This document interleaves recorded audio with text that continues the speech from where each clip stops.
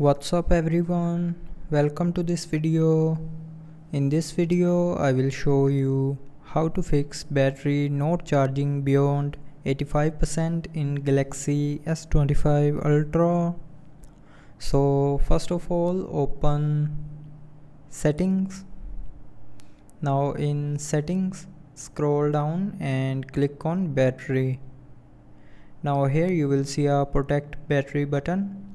So if you have enabled this button, then disable it, and after disabling you will be able to charge your phone beyond 85%. So when you will turn on this button, it will extend the lifespan of your battery, but it will limit the maximum charge to 85%. So just simply tap on this button to turn it off, and after turning off this button you can charge your phone up to 80%. So that's how you can fix battery not charging beyond 85% in Galaxy S25 Ultra. So I hope you liked the video. Thanks for watching.